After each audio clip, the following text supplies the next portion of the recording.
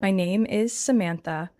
I'm 38 years old and live in Austin, Texas, a city lively enough to hide the loneliness of daughters who always have to be strong simply because there's no other choice. I'm a financial advisor. My clients call me the one who steadies the ship in a storm, but within my own family, I'm just the responsible older sister, the one always expected to give way to my reckless younger brother, Tyler. If I had a dime for every time my mother said, "He's just confused, you have to understand him," I could have retired at 30. From an early age, our roles in the family were assigned without audition. I was the serious, quiet eldest daughter who made the adults proud. Tyler, 3 years younger, was the boy with teary eyes and a disarming smile, forgiven no matter how much trouble he caused. He once burned down the garage playing with a lighter, stole the class fund, dropped out of college halfway, yet was always excused with, "He's just trying to find himself." And me? When I earned a full scholarship, my dad just nodded. "Well, that's expected." When I worked part-time to pay off student loans, my mom only said, "You're strong, a little struggle won't kill you." It was as if every good thing I did was just my duty, while every mistake Tyler made was a forgivable accident. I still remember the night Tyler called me in tears, confessing he was nearly $30,000 in debt from online sports betting.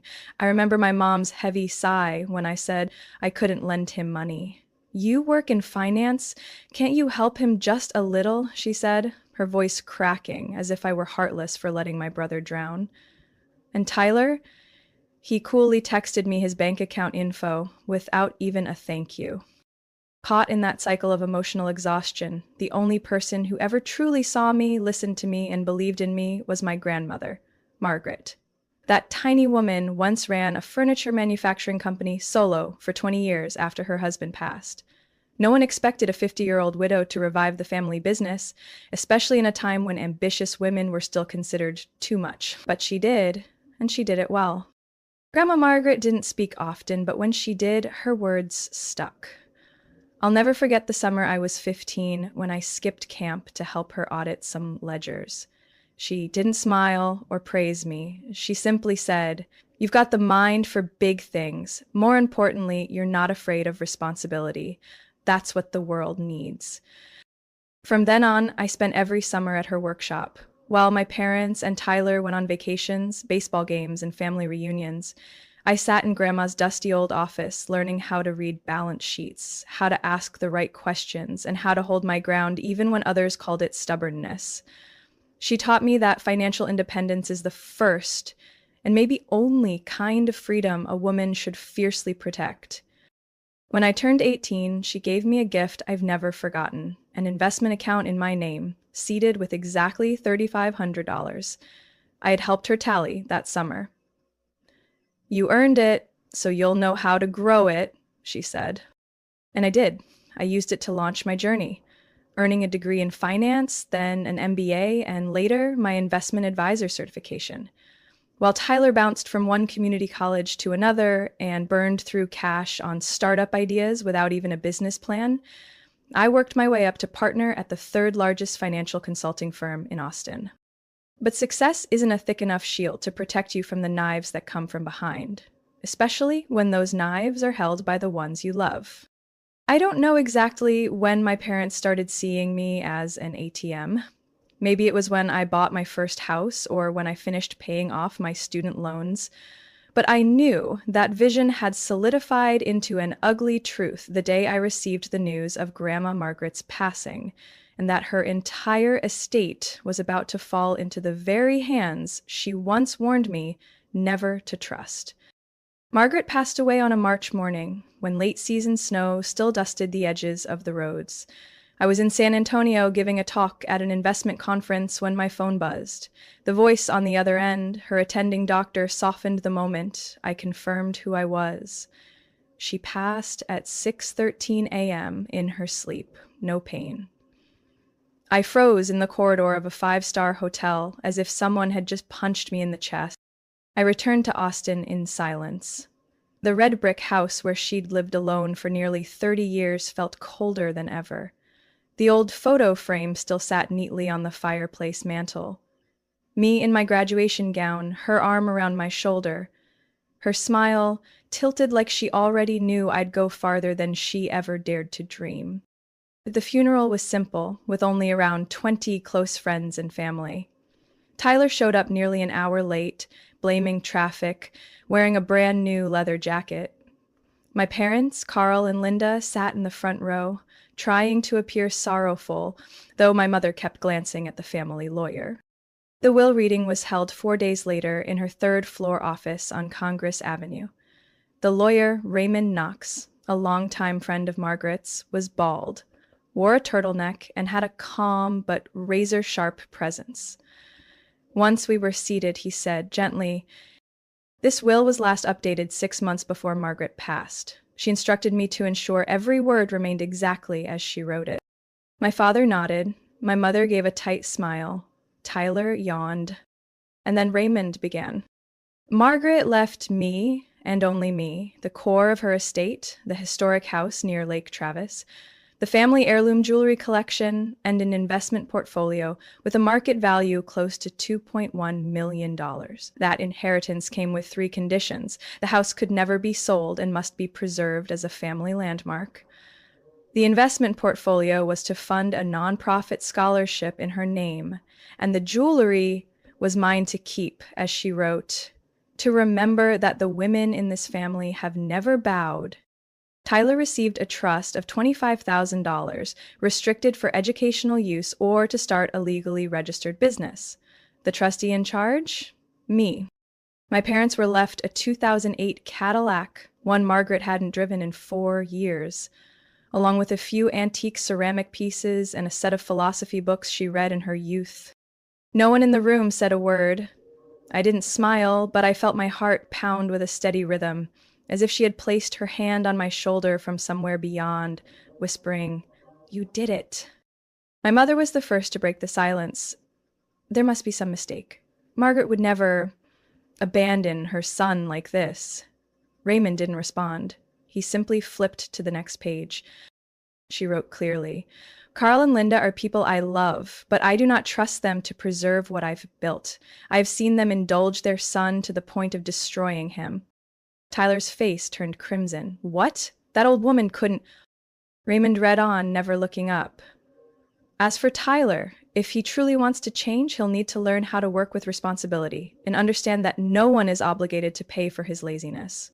My father looked like he wanted to speak but held back. My mother stood abruptly, grabbing Raymond's sleeve. "You can't let one daughter take everything like this. This will be contested."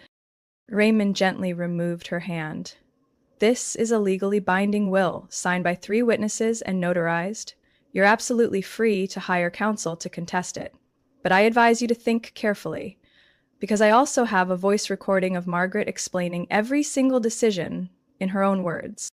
I hadn't spoken a word through the entire reading, but now every eye turned to me, not with sympathy, but the desperate glint of people watching a prize slip from their hands.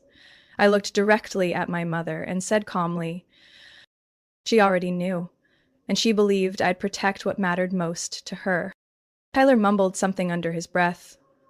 My mother collapsed back into her seat, breathing hard. My father said nothing, but his eyes shifted, calculating. Raymond closed the folder.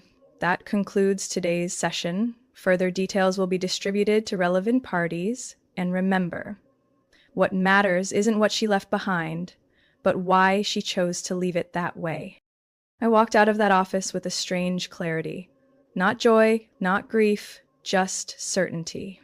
I hadn't just inherited assets, I had inherited a battle, and the people I called family weren't done with me yet. The message from my mother came in on a Monday afternoon, just as I was in a 19th floor conference room, about to present a portfolio reallocation strategy to a major client. "Our family needs to meet urgently this weekend. 3 p.m. at home. No excuses." No explanation, no warm greeting, just a command. I looked up from my screen, that familiar sting rising in my chest like acid. The kind of invitation everyone knows is really a tribunal disguised as family. I forwarded the text to Olivia, my closest friend since college and now my colleague. She replied with just one sentence. Looks like it's your turn again. I hadn't told anyone, but ever since the will reading, I'd noticed a few odd things. Margaret's former secretary, who had helped her manage financial records for over a decade, suddenly called to say someone had been asking repeatedly about the estate. A week later, Wallace, our family accountant, texted me privately. Someone tried to request statements from her investment portfolio. I'd decline, but be careful. The tension began to thicken like lead in the air. My father, Carl, formerly a corporate legal advisor for a construction firm, was never one to give up easily when control was at stake. My mother, Linda, she never accepted that I had surpassed Tyler, even in her imagination. And Tyler, the guy who burned through $70,000 in scholarship money in just 8 months, wasn't about to walk away from a fortune without a fight. By Saturday afternoon, I was driving back to our old neighborhood. The same 3-bedroom wooden house where I grew up now looked gray and hollow, like the people inside. Tyler had parked his new Jeep in the driveway. Clearly, money wasn't an issue for him. At least, not when he didn't have to earn it. As I stepped inside, my mother was already waiting in the kitchen, wearing a burgundy dress and dark red lipstick, not to welcome, but to perform. My father sat at the dining table, poker-faced, swirling bourbon in a glass. Tyler lounged on the sofa, legs up on the coffee table like he owned the place. "You're late," my mother said, voice tight as piano wire. "I'm on time," I replied, still standing. My father cleared his throat. "Samantha, this isn't an easy conversation, but it needs to happen." I folded my arms. "I'm listening." My mother pulled out a chair, sitting directly across from me. "The family is in crisis. Tyler's facing serious problems. Some of your investment accounts could help us get through this." I looked her in the eye. What kind of crisis? And what does that have to do with the assets Margaret left to me? Tyler sneered. "That was Grandma's. It's a family inheritance. She just put your name on it because she thought you'd manage it better, not to hoard it for yourself." I kept my voice steady. "So, your plan is what? I hand it all over so you can blow it gambling again?" My dad interjected, trying to sound calm. "No one's saying you should hand it all over. We're proposing a family trust. Pool the assets, I'd manage it, distribute fairly. You'd still get your share, of course. But what matters is the collective good." I gave a small laugh. "Sounds familiar? Like when you sold Grandpa's car without telling me?" Silence fell. My mother's hands tightened around each other on the table. "Let's not bring up old wounds. We needed the cash back then, to send Tyler to rehab." "Voluntary rehab, 3 weeks long with spa treatments and a hot tub," I interrupted. "And who paid that bill?" "I did." Tyler slammed his hand on the table. "You always throw that stuff in our faces. You think you're so superior. Without Mom and Dad, you'd be nothing." "Wrong. I am who I am because of Margaret, not because of you." I pulled my phone from my purse and opened a file. Want to hear her words again? The part where she explains why she left everything to me? I also have the video from the night she updated her will. My father stood up abruptly, his face red. "You trying to threaten us with that? We're family!" Family doesn't secretly file legal requests to transfer ownership of someone else's estate. I tossed a thick packet onto the table, photocopies of emails, letters, and draft lawsuits, all signed by my dad. My mother froze. Tyler turned pale. I grabbed my bag. "I've warned you. This inheritance wasn't meant to be looted. I'm not betraying anyone. I'm protecting what the woman I loved most spent her whole life building. If any of you push further, don't bother calling this a family anymore." And I walked out, leaving behind a silence so sharp, you didn't need to slam the door to hear exactly what was shattering. Grief. I hadn't planned to go as far as rummaging through my parents' house, but after that family meeting, my instincts screamed like a fire alarm. Something was off. Not just their tone or my father's calculating glances. It was the way they spoke. Too smooth. Too rehearsed, like the script had already been written. like I was the final pawn to be removed. 3 days later, I met with George, a former colleague who used to be a legal analyst at a real estate firm my father once worked with. I asked just one question. Is my father trying to restructure any assets under my name? George hesitated at first, but after I mentioned a few project names, he nodded. I can't give you internal documents, he said, but I know he's been working with a private law office in Round Rock on a new family trust. It felt like something cold and heavy poured down my spine. The next morning, I took a chance and went to my parents' office, claiming I needed to find my original birth certificate, something they'd held onto for years. My father's office hadn't changed since I was a teenager. Walnut desk, file cabinets with mechanical combo locks, dusty old bookshelves, and the smell of printer ink mixed with worn leather. I knew the drawer layout by heart. I used to be punished by being forced to reorganize them in middle school. In the drawer, labeled FP, I found a black folder handwritten with Brookshire Consolidated Trust, Internal Draft, Confidential. My heart pounded so loudly I could hear it. I opened the folder, hands shaking uncontrollably. Inside were notarized copies of assets registered under my name, Margaret's house on Lake Travis, a list of shares in the investment portfolio, and even a photo of the family jewelry appraisal. But what nearly made me sick was the internal allocation plan. Priority 1, resolve Tyler's critical debts. I kept reading. Under the section titled Plan to Handle Dispute with Samantha, there were 3 bullet points. Emotional persuasion, leverage the concept of family obligation. Invoke moral duty based on the deceased's presumed wishes. If all else fails, file a petition challenging Margaret's mental competence at time of will drafting. Basis light sedatives documented in 2021 medical file. I stood frozen. They were going to paint Margaret, a sharp, lucid woman until her final days, as mentally incompetent just to dismantle her final wishes. Quietly, I took photos of everything with my phone. Then I carefully restored everything to its place and left the house before my mother got home from yoga. On the way back, I called my private attorney, Annette Davis, an estate and trust protection specialist. Her voice dropped when I finished telling her everything. This is more serious than I thought, she said. Samantha, they're not just after the assets, they're laying legal groundwork. What should I do first? I asked. Lock everything down. Immediately, transfer it all into an irrevocable trust under your sole control. And, if necessary, go public. Family or not, this is inheritance abuse. 3 days later, I signed the documents establishing the Eleanor Margaret Trust named after my grandmother. Every asset, the house, the investment portfolio, the jewelry, even her personal keepsakes, was legally transferred into the trust. Sole trustee, me. Irrevocable, indivisible, untouchable by anyone, blood or not.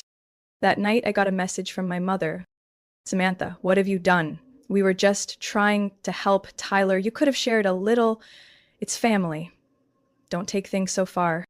They stared at the screen for a long time, then typed back, I'm not the one who took it too far. You and Dad did. I just finally learned how to swim. That night, I slept deeply. But in my dream, I saw Margaret standing on the porch, wind off Lake Travis tossing her silver hair. She didn't say a word, just nodded once, then turned and walked inside, as if finally she could rest. Annette Davis wasn't the kind of attorney you'd see on highway billboards or late-night TV ads. She worked quietly but precisely, like a surgical scalpel. No wasted motion, no emotional interference. As soon as I sent her the photos I'd taken from my father's office, she said just 3 words. We start now. We had exactly 4 days before the second family meeting. One I suspected was nothing more than a trap. This time, it wouldn't be theater. My parents would walk into that room with a legal ambush fully loaded, ready to force my signature the moment they saw an opening. Annette moved like she'd been preparing for this her whole life. She requested the original estate documents from Raymond, Margaret's attorney, to cross-reference every clause. She contacted two of the largest asset management firms in Austin, an independent valuation team in Vermont, and a digital security company specializing in asset access encryption. All I had to do was sign, sign, and sign. By Wednesday, we completed the formation of the Eleanor Margaret Legacy Trust, an irrevocable trust where I was the grantor, beneficiary, and sole trustee. The nearly $2 million in investments were split across 3 independent accounts under the trust name, with third-party oversight.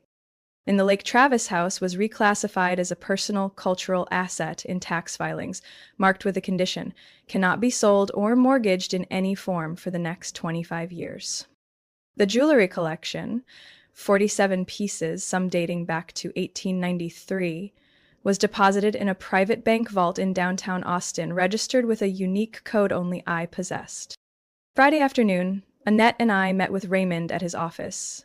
A worn oak round table, sunlight slanting through a dusted window pane. He looked over the neatly clipped file in front of him and gave a slow nod. You've done what few have the courage to do, Samantha. Not just protect assets, but defend legacy and dignity. I stayed silent. Sometimes I wasn't sure if I was being brave or just building a fortress because I didn't trust anyone anymore. Do you think they'll pivot? I asked Nanette quietly. There's no legal angle left. They can scream, guilt trip, or play the victim in the media, but legally, they're locked out. She glanced at me, reading the worry rising beneath my calm. As long as you stay steady, tomorrow. I nodded, but I knew logic was never their last move. Saturday morning, I arrived at my parents' house on time. I didn't bring much, just a simple leather bag with the original trust contract and an updated asset statement. The house was quieter than usual, as if it too were holding its breath for the quake ahead. Tyler opened the door. He looked me over like he was recalibrating my character. Come in, he muttered, turning his back. The living room had been tidied unnaturally. My mother wore a dark gray suit. My father sat ready with a file in front of him, joined by a man I didn't recognize, clearly their new attorney. He didn't offer a name, just a curt nod. We won't waste time, my father began. You already know what we want. I sat, opened my bag, and said nothing. We've prepared a new asset management structure, he continued, merging Margaret's inheritance into a unified family system. You'll have partial control, of course, but oversight will remain with us, the senior heads of family. My mother nodded. This is fair. Tyler deserves a chance to rebuild. We need unity. I slid the file to the center of the table. Too late. My father frowned. Margaret's assets have been fully transferred to the Eleanor Margaret Legacy Trust, irrevocable. No one but me has authority. Their lawyer grabbed the folder, flipping pages quickly. I saw his brow furrow. His lips tightened. This is will manipulation, my mother hissed. No, I said calmly. This was executed exactly per Margaret's instructions, witnessed, notarized, and legally binding. Tyler slammed the table. You think you're some kind of princess? Mom's gone. You don't get to keep it all. I looked directly at my brother. I'm not keeping it all. I'm keeping it intact, the way she wanted. Their lawyer finally spoke, voice low. No loopholes. They've locked every door. My father stood, fists clenched. It isn't over. I stood too. I know, but I'm done. The air in the living room was so thick I could feel every heartbeat of the people sitting there. What game are you playing? He snapped, jumping up and pointing straight at me. You turning this house into some cheap soap opera? I didn't answer. I just looked straight at my parents, the same people who had used the word family to manipulate me over and over. Now they sat there, faces pale, fists clenched. But I knew that look. They weren't heartbroken, they were furious, because they had lost control. You've broken every principle this family was built on, my mother said, her voice trembling but cold. Since when do you think you're above everyone else? Since the day I realized I don't owe my life to covering up the mistakes this family refuses to admit, I replied, eyes steady. I'm not a walking wallet. Samantha, my father growled, you're insulting the very people who raised you. Everything you have is because of Margaret, I cut in. You're the ones who blocked me from attending college out of state, who told me finance isn't for girls. You're the ones who ignored my accomplishments, but cashed every check I sent as if it was your right. Tyler snatched the file from their lawyer, waving it in my face. You're a damn snake. That inheritance was for the family. You were just holding it. No. I pulled out a copy of the will and placed it on the table. She left it to me. Explicitly. With no clause about sharing. Because she knew if she split it, it'd all end up in a casino or your next 3-minute coffee shop startup. Don't act like you're clean, Tyler screamed, leaping to his feet. When you made it big, did you share? Did you think about us? Or were you just polishing your perfect daughter act so she'd love you more? I held my ground. She loved me because I didn't lie. Because I didn't run from responsibility. Because I didn't borrow and expect others to bail me out. And what about me? His voice cracked, eyes bloodshot. If you don't help, they'll come after me. They'll destroy me. Is that what you want? I rose slowly. I don't want that. But I also won't stand by and watch her legacy burn just because our parents were too weak to say 2 words. That's enough. My mother walked toward me, her eyes pleading, no longer angry, just a twisted mix of fear, guilt, and control woven into every breath. He's your brother. He made mistakes, yes, but he's still family. You can't punish all of us for a few bad choices. I gently pulled her hand from my arm. No one's being punished. I'm just done being complicit. Their lawyer had gone silent, flipping through the documents. After a long pause, he shook his head and turned to my father. Miss Samantha's legal team secured everything under an irreversible trust. There are no errors in execution. I don't recommend pursuing litigation. It would be expensive and almost certainly a losing battle. My father looked at him, then at me, his eyes no longer angry. They were filled with bitter disappointment, like a man defeated by his own chess piece. You're just like your mother, he whispered, teeth clenched. Selfish to the core. No, I said. The difference is I won't sacrifice myself to protect something that's already rotten. My mother clasped her hands together. Samantha, we're a family. Don't turn this into a wound that can't be healed. I looked at her, and for the first time in years, I felt peace. I'm not the one who cut. You did. I walked out of that house, leaving behind a family not grieving the loss of a daughter, but a puppet, one they could no longer control. The morning after the family meeting, I got a strange phone call while sitting on the porch of my lake house on Lake Travis, a cup of coffee still untouched in my hand. The number showed a Galveston area code, a place I had never even been to. I almost ignored it, but something made me answer. Is this Samantha? A deep, slightly raspy male voice asked. This is Thomas, your father's younger brother. I shot up straight. Uncle Thomas, a name my family had avoided for over 2 decades. I vaguely remembered a tall man with a kind smile who rarely showed up at Thanksgiving or Christmas. My mom used to say he didn't fit in with the family. My dad always dodged the topic, and now he was calling me? I know you have every reason not to trust me, he said, calmly, not trying to sound overly familiar. But I think it's time you knew the whole truth. Can you meet me? Today? Blue Magnolia Cafe on 6th Street. The cafe was tucked between 2 worn-out buildings, with soft yellow lighting and Polaroid pictures all over the walls. I walked in and recognized him instantly, still the same build, but older than I remembered, more gray in his hair, but the eyes. They were the same ones I'd seen as a child, lost in the middle of fake family gatherings. But you look more like Margaret than I ever expected, he said, with a soft smile. I'm sorry I couldn't make it to the funeral. I nodded. No time for pleasantries. You said there's something I need to know. He nodded and placed a thin folder on the table.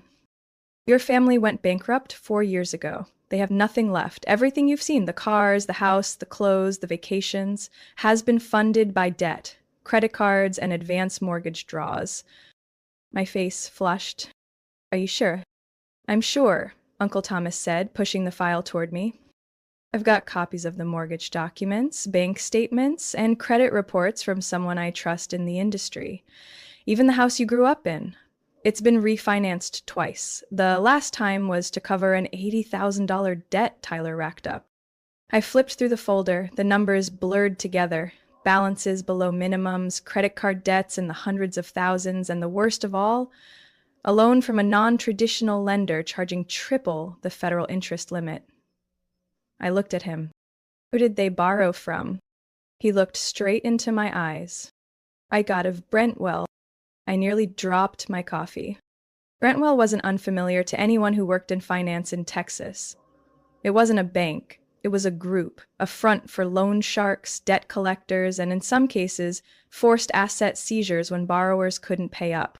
When did Tyler get involved? I asked, my throat tight.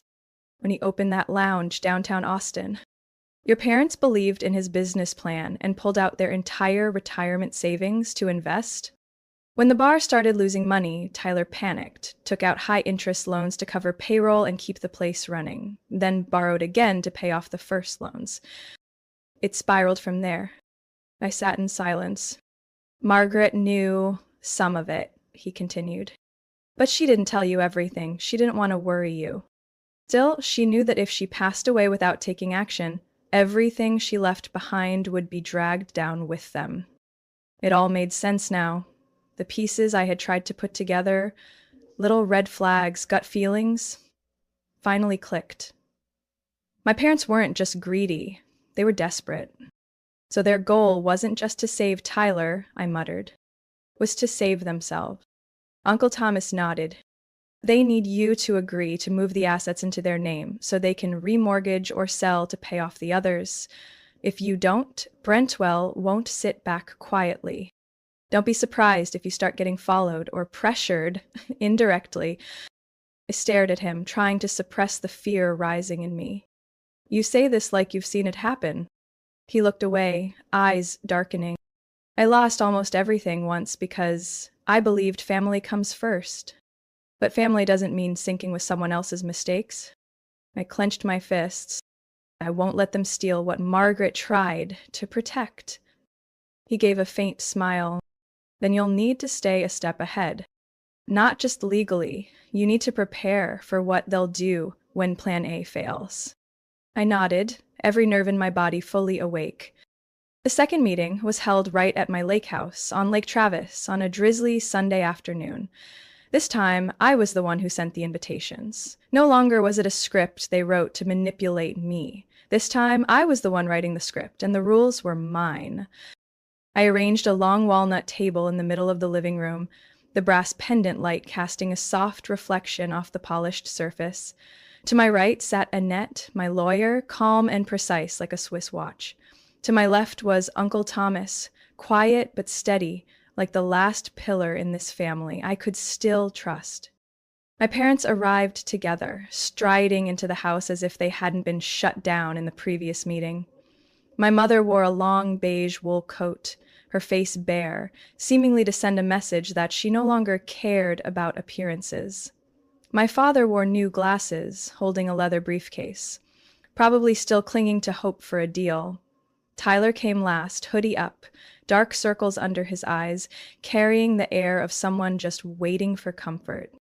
I didn't start with threats, I started with honesty. I invited you here today not to argue. I haven't changed my decision about Grandma Margaret's estate. Everything remains in the Eleanor Margaret Legacy Trust and will stay protected. My mother closed her eyes and sighed. Then what's the point of this meeting? Because I have a proposal, I said, placing a set of documents on the table. I won't use Grandma's inheritance to pay off anyone's debts, but I'm willing to offer financial help from my own savings with clear terms and strict limits. My father frowned. What terms? I looked at Tyler. You will check into a proper gambling rehab center for a minimum of 90 days. I've already booked a spot at the Ellison Recovery Center starting next Tuesday. If you drop out early, the support ends immediately. Tyler's eyes widened. Who do you think you are, forcing me into rehab? I didn't flinch. It's not rehab, it's a high-end treatment center. If you still want someone to save you, then you better show you're willing to save yourself first. I turned to my parents. As for you, I'll offer a one-time financial package to help you restructure your debts. But in return, you'll agree to sell the current house, use the proceeds to pay off high-interest loans, and attend financial counseling sessions with an independent advisor I choose. You want us to live like poor people? My mother snapped, voice filled with indignation. No, I want you to live like adults who take responsibility for their actions. No one said anything for a moment. I pulled out another document. Here's the breakdown of my support. The total I'm willing to offer is $75,000 from my personal savings, not the trust. My father opened his mouth to protest, but Annette stepped in, voice steady. If you agree to the conditions, we'll sign a notarized support agreement. If any terms are violated, Samantha has the right to terminate all assistance without legal obligation. The room tightened with tension. I looked back at Tyler, his eyes no longer defiant, but laced with something close to desperation. I tried to handle it on my own, he mumbled, but everything just spiraled. I don't even know how it got this bad. I know, I said gently, because you've never been held accountable. But this time is different. Uncle Thomas finally spoke. If any of you want to change, this is your chance. If not, then let Samantha live her life. Stop pulling her into this pit. My mother looked up, her once sharp eyes now dulled. You really won't forgive us? I looked at her for a long time. I'm not here to forgive or punish, I said. I'm the only one left thinking clearly in this family, and if I don't set boundaries now, we'll all lose everything. In the end, they agreed. No tears, no reconciliatory hugs, just signatures on paper. But to me, that was the only thing that held weight after years of being manipulated with empty promises. I saw them out in silence. As the door clicked shut, Uncle Thomas gently touched my shoulder. You did it. I smiled, not out of victory, but because, for the first time, I didn't feel guilty for living by my values. 6 months after the final meeting, the lake house on Lake Travis had taken on a completely different atmosphere, not from paint or furniture, but from the air inside. It was quieter, more peaceful. I called it the stillness of healing. Not an ending, but a much-needed pause after a long, bruising journey. Each morning, I started my day walking along the porch, coffee in hand, listening to the water gently lapping against the rocks. The maple trees behind the house had sprouted new leaves, signaling a new cycle. This house, Grandma Margaret's legacy, was now more than a place to live. It was where memories, values, and the boundaries I fought for were protected. Work was still busy, but I no longer chased 60-hour weeks. I had learned how to say no to insincere invitations, unnecessary meetings, and most importantly, the need to earn approval. Tyler, surprisingly, was still in recovery. The treatment center sent regular updates.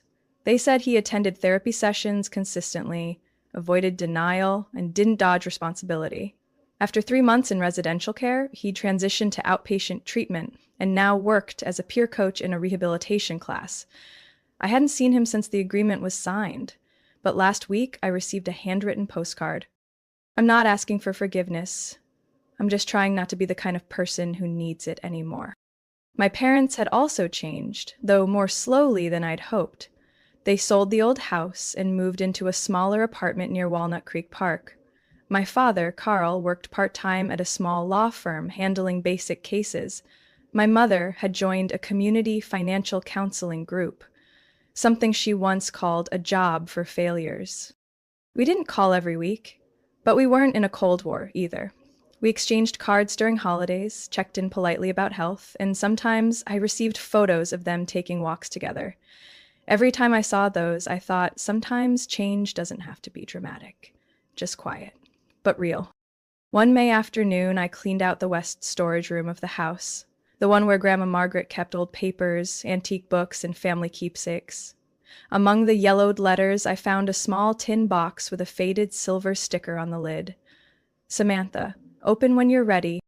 Inside was an old turquoise necklace, a photo of me with her from 2005, and a cream-colored envelope with delicate cursive. For Samantha, if you choose to walk alone. I sat down, hands trembling slightly as I opened the letter. My dearest Samantha, if you're reading this, it means you've made a decision not everyone has the courage to make, to protect yourself from those you once loved most. This letter isn't to tell you whether you were right or wrong. It's to remind you of something the women in our family have learned the hard way, that kindness should never come with unconditional sacrifice. Family is not a place to lose yourself. Family, when true, helps you become the best version of yourself, not someone's shadow, not someone's wallet. If, at some point, you feel lonely on this path, remember, loneliness is better than being surrounded by people who only take without appreciation. Don't sacrifice yourself to keep peace with those who don't value you. Love always. Grandma Margaret. I folded the letter, tears falling, not heavy, but healing. Every word peeled back layers I had tried to bury. She had known all along, and she had prepared me, not with money, but with the deepest understanding that boundaries are the only shield when love turns into a burden. That evening, I placed the letter in a glass frame, hung it by the fireplace. Below it, in small gold lettering, love does not mean surrender. And I knew the journey I was on, though imperfect and scarred, was the greatest thank you I could give to the woman who taught me that some legacies aren't written into wills, but into the way we hold ourselves together. Samantha's story is a powerful reminder that kindness should never be mistaken for submission. In real life, many sacrifice their well-being, finances, and inner peace in the name of family. But sometimes, true love means knowing when to say enough and having the courage to set boundaries, even if others call it selfish. Protecting a legacy isn't just about preserving wealth, it's about preserving yourself and refusing to let anyone, no matter their blood ties, define the worth of your life. What do you think of Samantha's decision? Would you be brave enough to draw the line like she did? Share your thoughts in the comments. And don't forget to subscribe for more true stories about family and self-worth.